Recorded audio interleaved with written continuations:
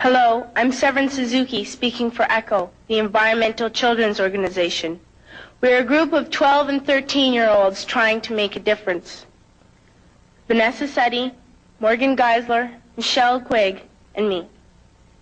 We've raised all the money to come here ourselves, to come 5,000 miles to tell you adults you must change your ways. Coming up here today, I have no hidden agenda.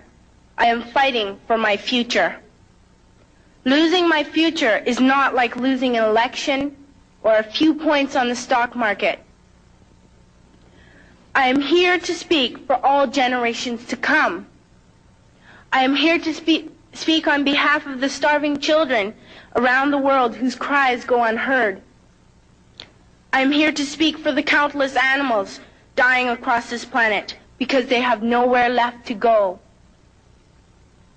I am afraid to go out in the sun now because of the holes in our ozone.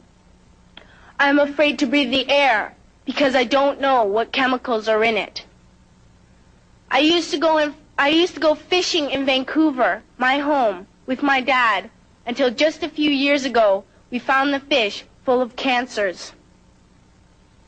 And now we hear of animals and plants going extinct every day, vanishing forever.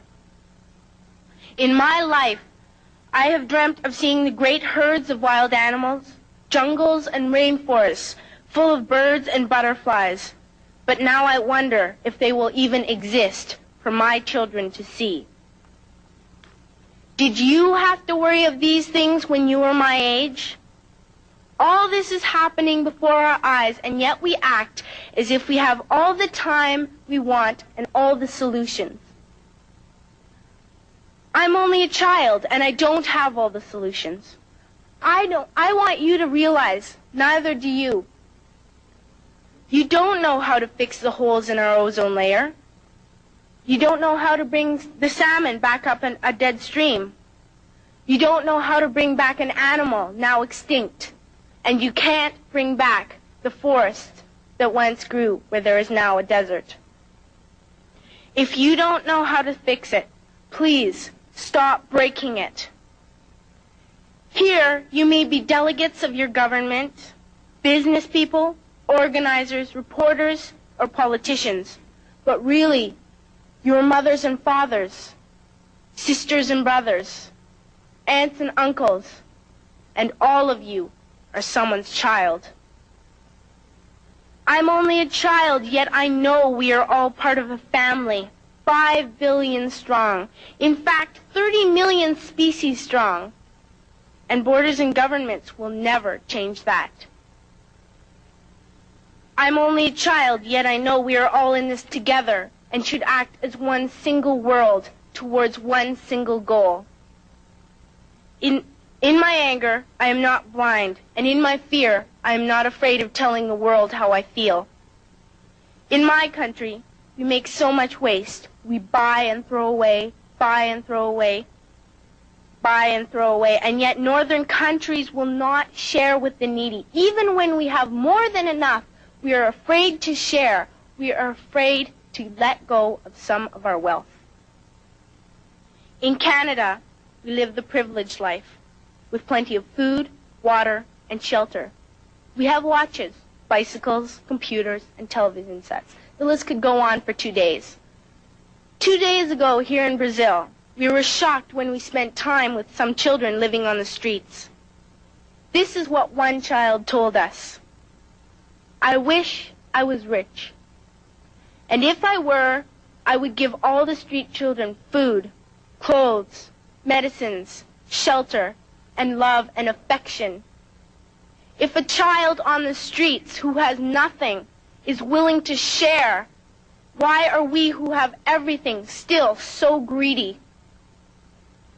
I can't stop thinking that these are children my own age, that it makes a tremendous difference where you are born. That I could be one of those children living in the favelas of Rio. I could be a child starving in Somalia, or a victim of war in the Middle East, or a beggar in India. I am only a child, yet I know if all the money spent on war was spent on finding environmental answers, ending poverty, and finding treaties, what a wonderful place this earth would be. At school, even in kindergarten, you teach us how to behave in the world. You teach us not to fight with others, to work things out, to respect others, to clean up our mess, not to hurt other creatures, to share, not be greedy.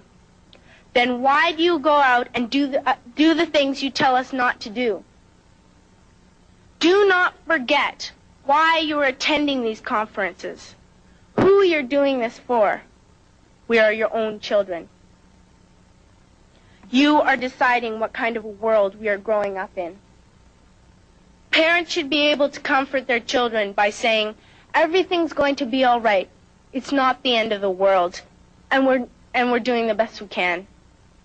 But I don't think you can say that to us anymore. Are we even on your list of priorities? My dad always says, you are what you do, not what you say. Well, what you do makes me cry at night. You grown-ups say you love us, but I challenge you, please, make your actions reflect your words. Thank you.